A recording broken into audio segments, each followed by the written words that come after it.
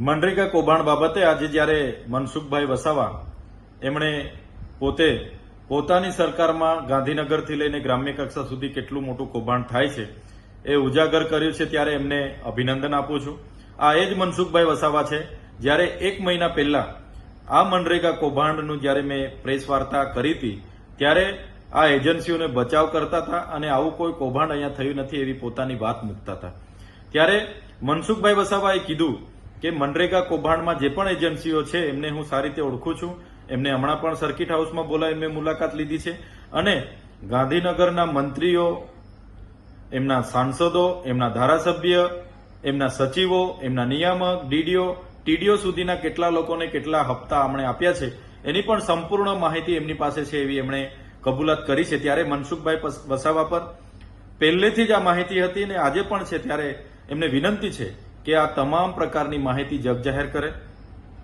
કોઈ પણ જિલ્લામાં જે પણ કૌભાંડો થયા છે એ કૌભાંડો એ એજન્સીઓને જ્યારે 2017 સુધી પંચાયતો પોતાની રીતે કામ કરતા હતા, ત્યારબાદ બચુભાઈ ખાબડ મંત્રી બન્યા અને એમના સાંસદોને સાથે રાખીને આ વિસ્તારમાં મટીરીયલ પૂરું પાડવાના નામે એ ચાહે જલારામ એન્ટરપ્રાઇઝ હોય, મુરલીધરન એન્ટરપ્રાઇઝ હોય, રાજ કન્સ્ટ્રક્શન હોય કે સર્વર્ણ કન્સ્ટ્રક્શન હોય, તમામ એજન્સીઓ લાવીને મટીરીયલ પૂરું પાડવાના નામે ટેન્ડરો આપવામાં આવ્યા. આ એજન્સીઓએ એક પણ કોરીમાંથી કપચી, લીજોમાંથી રેતી કે કોઈ દુકાનમાંથી સળિયા સિમેન્ટ લીધા વગર કે કોઈ જગ્યાએ એ મટીરીયલ પૂરું પાડ્યા વગર બોગસ રોયલ્ટી જીએસટી વાળા બિલો મૂકીને કરોડો રૂપિયા સરકારી નાણાં પોતાના ખાતામાં જમા કર્યા અને એ નાણાં કેટલાય નેતાઓને, કેટલાય અધિકારીઓને એમણે વ્યવહાર કર્યો ને આ કૌભાંડ છેલ્લા 5 વર્ષ સુધી ચાલ્યું.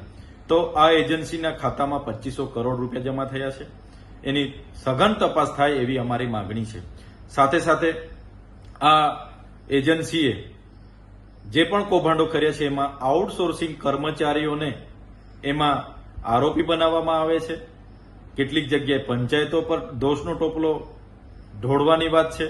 ત્યારે આ એજન્સીએ મટીરીયલ પૂરું પાડવાનું હતું, નથું પૂરું પાડીને કૌભાંડ કરેલું છે. એટલે આમાં જે પણ ઉચ્ચ કક્ષાના અધિકારીઓ છે, જેમ કે નિયામક હોય, ડીડીઓ હોય, ટીડીઓ હોય, એના પ્રોજેક્ટ કોઓર્ડિનેટર હોય, એમના પર પણ કાર્યવાહી કરવામાં આવે એવી અમે માંગ કરીએ છીએ. આમાં મટીરીયલ પૂરું પાડવામાં પંચાયત કે સરપંચ ક્યાંય જવાબદાર હોતા નથી. એટલે જે પંચાયતો પર દોષનો ટોપલો ઢોળવાની વાત છે બિલકુલ પાયાવિહોણી છે. સાથે સાથે હમણાં જે તપાસ ચાલી રહી છે એમાં મોટા ગજાના મંત્રીઓ, સાંસદો, ધારાસભ્ય, એમના સંગઠનના માણસોના નામો પણ બહાર આવે એવા છે અને મનસુખભાઈ પર